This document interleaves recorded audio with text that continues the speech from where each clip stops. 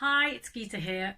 I'm just continuing on the theme of health and well-being, and I did a home spa day for my last little session. So today it's more about keeping fit and what I put into my body. So I'm going to just literally start off with exercise, because exercise is extremely important. I have a confession to make. I've only been doing 2 sessions a week, maybe three, rather than the 3 or 4 when I used to go to the gym. I'm really hoping that the gym will be opening soon. I think it will. But I'm fortunate also because I have two lovely instructors from my gym, Hayley and Michael, who are doing classes on Instagram Live. So that's been really, really helpful. Just to keep my spirits up and my body moving. So I'll tend to do body conditioning or Zumba. I think those are the ones that are the most popular at the moment. So ideally it will be 3 to 4 sessions in a week, and they're normally like 1 hour long. But lots of people like swimming and walking. Not a fan of walking, I'm going to admit that right now, because I need someone to tell me what to do. If there's not someone standing in front of me telling me what to do, it doesn't get done. So that's exercise. And just a bit more detail in body, sort of supplements. And I think I told you that I will tend to take vitamins, which if you have a balanced diet, you don't really need to take them, but I'm being extra careful in this, period of time. So I will boost up on vitamins D, which is what I'm doing right now, vitamin C, and I'll take a multivitamin. Every now and again I will add in zinc. If I'm a little bit kind of run down, I'll do echinacea for a couple of weeks. So really important to keep your supplements, going at this very crucial time. And like I said, the zinc is really good because it helps fight off bacteria and viruses, which is key. And then I'm going to tell you the types of things that I tend to eat. Quite fortunate because I do eat a varied diet, and because I am looking after my parents at the moment, they're looking after me. My mum does cook the most amazing food, hence you can tell I'll put on a little bit of weight. Not good, but that is going to come off as soon as I do get back to the gym. So really the types of food I will eat are, I try and keep meat to a minimum. I haven't been able to give up meat, but I am slowly but surely just eating less meat, and it's good to try and eat organic meat and fish if you can. I know that can be a little bit pricey, but if you eat it every now and again, then it does keep the costs down. And fresh, it's always been fresh food, in that I grew up around fresh food. But when I'm busy, I must admit, I did resort to eating these ready meals. I couldn't resist the lasagnas, and which come in the little packets, lasagnas, macaroni, cheese. And because I was in a bit of a rush and never had time to prepare things, this is before I was looking after my parents, then I realised that my cholesterol had gone up, and I was absolutely amazed. I went to the doctors and they did that little pin prick thing, and I could only put it down to eating those ready meals. So try to cut down on those because they have plenty of sugar, way too much salt. So yeah, only do those once in a while. And also with takeaways, I used to get a lot of takeaways, eat away a lot, eat out a lot, I meant. Now, takeaways, I was absolutely gobsmacked, but I heard, I was watching a program on TV, I can't remember which one it was, but in say a takeaway curry, there can be the equivalent of 9 to 13 extra spoons of sugar in a curry dish. And that frightened me, to be honest, because I don't eat much sugar. I don't drink tea or coffee, so sugar is just something that my body doesn't really take. If I eat sugar, it'll be a little bit of cake or something, very, very rarely. So do look out for that. If you're constantly eating takeaways, that will send up all of your cholesterol, etc., blood sugar, and that is very hazardous, for your health. So it'll be fresh food, fresh vegetables, definitely, and I don't always buy organic, they're not always available. So what I do with those is, because it's also really good idea, those, they look like a nail brush, they're little kind of brushes that you can scrub vegetables with.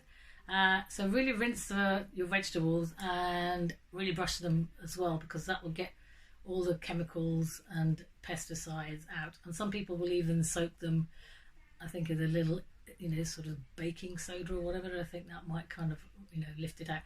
I don't actually go that far. I haven't managed to go that far as yet. So lots of vegetables and, plenty of fruit as well. So I was just going to tell you a little bit about food for health, and I've got some recipes which I'm going to give you a bit later. So food can actually be medicinal. If you can Google some recipes for just medicinal food, that can be really, really helpful. So I'm going to just go through a few of the body systems.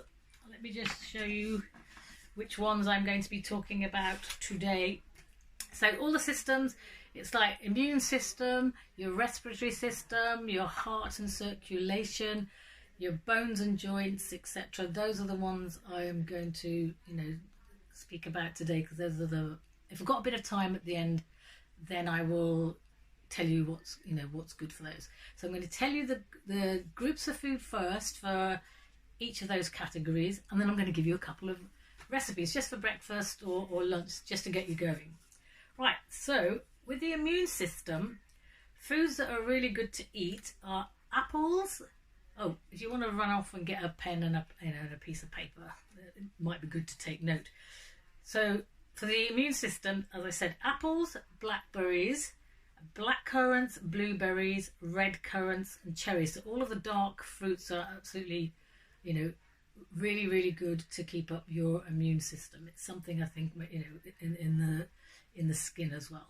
But also green beans, lemons, watermelon, artichokes. So anytime you're feeling a bit low, eat loads of those. So a good breakfast or two. So if you get a bowl and just put some live yogurt and some kiwi fruit and a small glass of carrot juice, and then you can have any kind of herbal infusion if you like those types of things, chamomile or lemon balm. So that'll make a really nice breakfast. And I've got another recipe here for you. So another breakfast, number 2, that's just very, very simple. It's a boiled egg with wholemeal bread and also with a small glass of carrot juice. Now, a really good thing to snack in between, so you're not eating chocolate and cakes, are just dried fruit and nuts. Really, really healthy snacks, right? And then for lunch, you could try a Mediterranean bean salad with boiled fish and fruit salad. So that is foods to help, with your building up your immune system. Okay. Now I'm next going to move on to the nervous system, and it'll be the mind and emotions as well. So these are foods to give those a boost. Avocado, asparagus, apples, celery, beetroot, green veg, potatoes, banana, and nuts.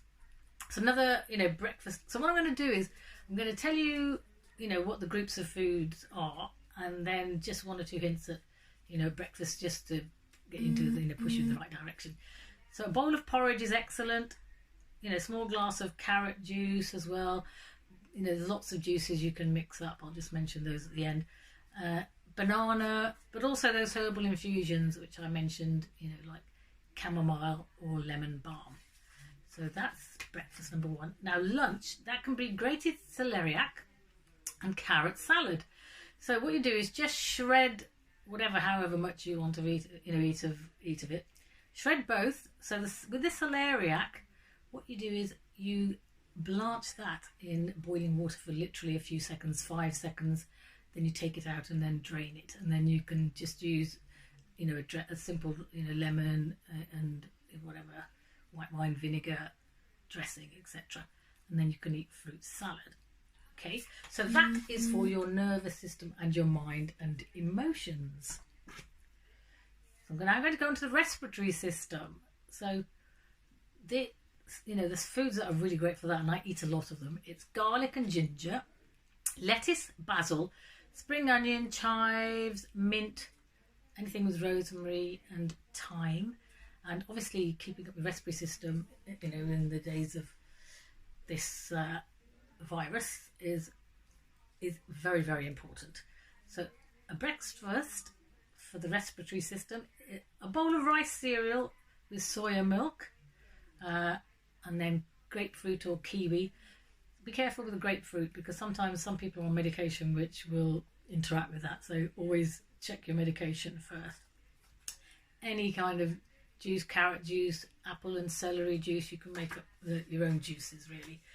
So for lunch, lentil soup with simple rye bread, and that's very nutritious and has lots of fibre, so I'll say no more. And the snacks, literally, you can eat dried figs, raisins, but also loads of fresh fruit as well, papaya, kiwi, pineapple as well. It's very delicious. So now I will go on to foods that will help with your heart and circulation. Again, garlic and ginger, cloves, olives, olive oil, spinach, lemon, limes, potatoes, parsnips and onions, pulses and lettuce. So those will help to alleviate any symptoms etc. that you have. I'm not saying don't take your medication. This just helps that extra little bit. It can help you towards healing and alleviating the problems. This is for all of the foods and the systems that I'm talking about. Now, a breakfast would be a bowl of sugar-free cereal, so with skimmed milk, or you can even use yogurt. Now, a glass of pineapple, apple and strawberry juice, blended. That's meant to be really, really good to help, with your circulation. Now, again, here's lunch. Lentils. Can't say enough about lentils. So lentil soup with brown bread, but you can also make a salad of fennel, radicchio, olive oil, olives and lemon juice. And then you can have a bit of fish with potatoes. And you can top that off with fruit. Gosh, my mouth is watering. That sounds really lovely. And then another system is to keep healthy is definitely your bones and your joints. So it'd be no surprise here to say that to keep those strong and healthy, cheese and milk, as long as you're not allergic to dairy. But you can get dairy free as well. You can get dairy free cheese. There are certain brands. Garlic and ginger, fish oil, oily fish, green beans, leeks, artichoke, onions and radish. So a really nice breakfast for that, for your bones and joints. A bowl of cottage cheese with 2 or 3 tablespoons of yogurt, and then you can follow that with a slice of melon or a banana and juice that any juice that you like, but I like grape, apple or cherry juice. So now for lunch, you can have pasta with vegetables and a bit of smoked salmon, brown bread and a piece of fruit. So those are just healthy tips to keep some of your body systems working. Now, I know that all sounds too good to be true, and I really, really do like certain things which I used to eat a lot and I've cut down, because oh my gosh, I love Italian food. I love all the antipasta, the cured meats, the salamis, the Parma ham. Oh my goodness, yeah, that's what's making me hungry now. So you can eat those in moderation, because like with the processed foods, they'll have a little bit too much nitrates, or sulfur. So all of these additives, if you can avoid the additives, the food colorings, all the E numbers, hormones in your meat, the steroids, the pesticides, like I said, just, check all the food labeling, etc. If you're buying, processed food, try and just eat as much, raw food. If you can eat like raw food salads, they're incredibly healthy, because I think when you tend to cook vegetables, a lot of the goodness just goes out of them. And I know people have actually boiled vegetables to within an inch of their life, and there's no nutrients left in that. So raw vegetables, and if you want to cook them, then literally try and steam them. I think those are the best ways to cook the vegetables. So I hope that's given you some tips on just doing the exercise, taking your vitamins, and just be mindful of what you putting into your body, and try and just cut out all the sugary sweet things. Those are there for treats. Okay, I hope that's been useful. Take care.